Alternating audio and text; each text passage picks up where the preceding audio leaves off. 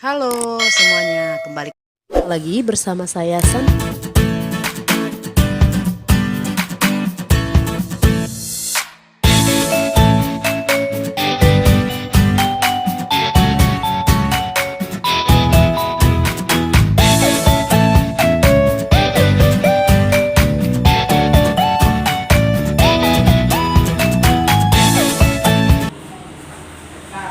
ini rambutnya bekas highlight sekitar 6 bulan ya Teh ya, ini mungkin sekitar 6 bulan yang lalu ya. Nah ini kita di pengolesan obatnya tadi sebatas tumbuh, terus bawahnya tidak dikasih apa-apa. Nah untuk mengatasi rambutnya supaya tidak krus itu jangan sampai kena obat bekas smoothingnya ya teman-teman.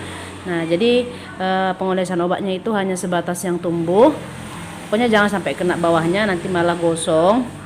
Terus di pendiaman 30 menit, smoothing 2 jarinya tanpa jeda ya. Ini dia hasilnya, bawahnya nggak ada krus ya, semuanya diperhatikan. Kalau bisa di pengolesan obat harus cepat-cepat, jangan ambil lama-lama waktunya supaya rambutnya tidak rusak. Oke, ikuti terus videonya ya. Nah, buat teman-teman yang mungkin pada bingung dengan rambut yang udah sampai putih, rambutnya bekas highlight, terus bekas smoothing, bagaimana cara proses untuk pengerjaannya gitu ya teman-teman, yang banyak sekali bertanya ya. Kalau bekasnya warna rambutnya dikasih obat yang bagaimana Kak Sandra gitu ya. Nah sebenarnya sih kalau untuk obat, kalian perlu tahu ya, obat itu sebenarnya yang banyak bikin bingung, ada yang sensitif, ada yang resisten, ada yang normal. Nah buat kalian udah terlanjur beli sensitif, beli yang normal, beli yang resisten, itu boleh kalian mix ya, sebenarnya nggak apa-apa. Tapi kalau bisa perbandingannya itu lebih banyak yang resistan ya, jangan lebih banyak yang sensitif, nanti nggak mempan obatnya ya. Jadi di sini tadi saya udah jelaskan di awal kalau obatnya itu saya diamkan selama 30 menit dengan menggunakan obat yang CBD keratin yang warna merah ya teman-teman ya. Nah kebetulan juga salon rame, jadi saya nggak ada buat video pengolesan obat ya. Tapi di sini saya mau jelaskan buat kalian semuanya, pengolesan obatnya tadi kondisi basah ya. Nah kenapa Kak Sandra harus basah? Supaya rambutnya itu tidak krus atau tidak kering. Nah kalian sudah perhatikan tadi di awal, itu bekas rambut yang udah dicuci step 1 ya. Itu udah dicuci, udah saya cuci. Nah kebetulan aja saya lihat rambutnya itu bertantangan, tantangannya udah luar biasa.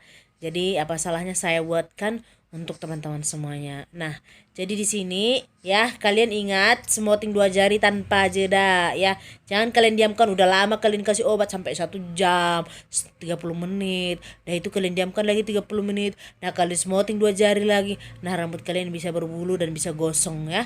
Hindari pengolesan obat yang terlalu lama ya, dan pendiaman yang terlalu lama. Saya kira kalau kalian juga pakai yang resisten 30 menit itu udah mantap banget ya. Tergantung cara pencatokan kalian juga ya. Nah teman-teman kalian perhatikan di sini saya menggunakan suhu catok 220 ya, 220. Dan kalian perlu tahu ya, supaya kalian nggak capek-capek, supaya kalian nggak terlalu pusing bagian smoothing, kalian fokus untuk di pencatokan itu yang udah kalian kasih obat ya. Nih kalian perhatikan ya, nih saya ambil, nah saya masukkan sisir, saya tarik, ini kencang ya, tapi kelihatannya nggak kencang. Nah untuk supaya rambutnya itu nggak ngikut-ngikut, kita arahkan si customernya supaya menahan. Pas kita tarik kan kadang rambutnya keikut gitu ya, kepalanya terikut gitu. Nah kalau bisa kita anjurkan supaya mereka tidak ngikut gitu, nah dilawan gitu ya. Nah di sini ini sebenarnya sisir catok saya itu kencang ya teman-teman ya, kencang. Jadi fokuskan dulu pematangannya itu sampai yang bekas obat ya. Nah pas di perbatasan kalian diamkan beberapa detik. Setelah itu baru kalian bawa turun ke bawah. Itu pun jangan terlalu sering dicatok ya. Untuk mempercepat sih, untuk mempercepat cara kerja kita seperti itu ya teman-teman ya. Nah jadi supaya rambutnya juga tidak patah-patah, kalian perhatikan ya teman-temannya. Yang bikin rambut itu patah-patah, kalian pengolesan obat di pangkal terlalu banyak ya. Terlalu banyak kalian ngoles di pangkal. Nah pas di pencatokan pangkalnya tidak dapat. Nah itu 2 minggu kemudian rambut sudah patah. Nah bagaimana cara mengatasinya? Itu untuk pengolesan obatnya itu bolehlah dijarakin pas sebelum pengolesan, tapi tetap juga kena bagian pangkal ya, tetap kena bagian pangkal, tapi jangan menumpuk gitu loh. Nah mungkin kalian bisa lihat saya pengolesan obat sebelumnya ada video saya. Nah kalian perhatikan di situ saya nggak banyak menumpuk. Kalau menumpuk sedikit aja pun rambut udah berbulu loh teman-teman. Ya, jadi di sini saya tarik kencang ini loh teman-teman. Saya masukkan catok, saya tekan catoknya, terus saya jalanin gitu. Nggak ditarik gitu loh, ditekan sambil dijalankan. Ya, ditekan sambil dijalankan. Nah, kalau sisir catoknya udah kencang, otomatis catoknya pun bakal kencang gitu loh.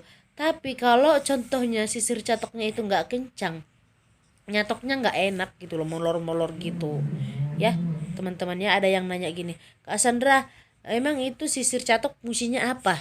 Ya namanya juga sisir catok teman-teman, ya fungsinya ya untuk catok dong gitu. Ya katanya belum bisa parting kayak Kak Sandra, nggak pakai sisir, catoknya dipegang sekaligus semuanya. Nah kalian kalau memang benar-benar mau niat belajar di sini, boleh kalian perhatikan, sangat-sangat gampang juga diperhatikan nih. Awalnya sih memang agak sulit teman-teman ya, tapi ingat kalian ya, untuk kalian pemula, kalau kalian smoting yang udah bekas smoting itu jangan kalian kasih obat di bawahnya ya. Kalaupun kalian mix itu dengan masker tetap aja krus.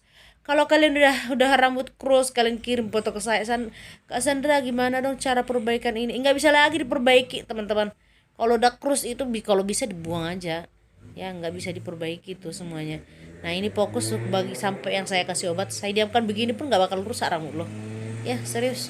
Nah itu untuk rambut supaya tidak patah, itu kita catoknya itu matang, bagian pangkal itu kita tarik kencang ke atas ya. Kalian perhatikanlah, jangan molor-molor. Kalau molor dia nanti malah kulit kepala sakit. Nah untuk partingannya itu kalian perhatikan harus lurus-lurus ya.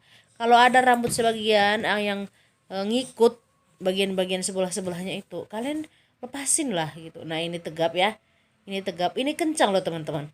Nah di sini pengambilannya saya terlalu banyak kali ya dibandingkan teman-teman. Nah saya mau jelaskan buat kalian, kalau rambutnya itu udah seperti kering gitu ya, kita pengambilannya terlalu sedikit, dia cepat berbulu. Nah berbulu ya, kalau kita juga pengambilan terlalu sedikit, catok kita terlalu panas nggak boleh ya. Nah harus sebanding juga. Nah di sini catok saya panasnya 220, terus saya ngambilnya memang dibanyakin gitu, maksudnya supaya rambut tidak rusak. Kalau saya menggunakan panasnya itu 200, tapi saya ambil banyak-banyak, nggak bakal mempan ya, nggak bakal mempan. Jadi intinya tetap fokus ke bagian yang dikasih obat. Nah bagian yang udah lurus itu kita nyatoknya itu pas finishing aja ya. Nah ada lagi pertanyaan teman-teman yang seperti ini, Kak Sandra habis dikasih step 1 kalau tanpa step 2 diapain dong? Nah ini banyak sekali pertanyaan teman-teman ya. Ya pertanyaan teman-teman, saya nggak ada kasih apa-apa lagi, saya kasih vitamin rambut secukupnya, nggak banyak ya, itu aja. Nah jadi ini pelanggan-pelanggan saya yang udah lama. Semua video-video yang saya buat itu adalah pelanggan-pelanggan lama ya. Jadi saya nggak ada istilahnya, kalau mungkin saya nggak merasa mereka itu puas, saya nggak berani posting gitu. Nah untuk pengambilan poni perhatikan nih, bawa ke depan supaya nggak kena kulit kepalanya, supaya juga pangkalnya bagus ya. Nah kalau contohnya agak susah, kalian suruh nunduk aja teman-teman, tegap, diambilnya tegap ya, tegap. Terus pas diletakin catok begini ditekan teman-teman, ditekan di pangkal tapi dijalankan gitu ya, ditekan lalu dijalankan, jangan ditarik, ditekan dijalankan ya. Kalian bisa bayangkan dulu dong, ditekan lalu dijalankan, bukan ditekan lalu ditarik. Kalau ditekan lalu ditarik itu kulit kepala sakit ya. Nah di sini banyak sekali pertanyaan teman-teman yang udah mungkin saya nggak bisa jawab satu persatu ya. Nanti teman-teman saya akan buat video juga bagaimana caranya supaya memang benar-benar ngerti ya. Soalnya agak-agak susah-susah juga.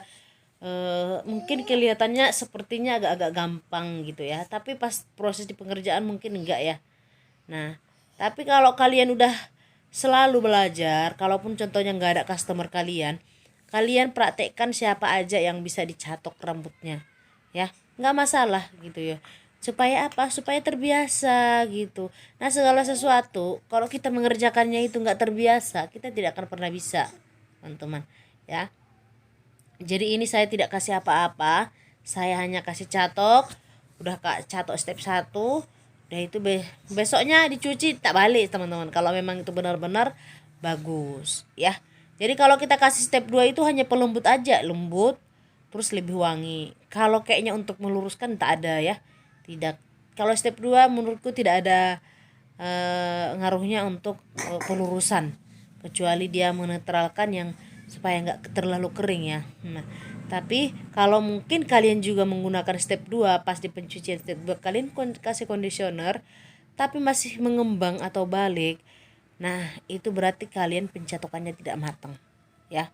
Di situ kalian perhatikan pencatokannya kalian tidak matang. Nah, kalau teman-teman contohnya menggunakan udah 2 kali pengerjaan tetap gagal.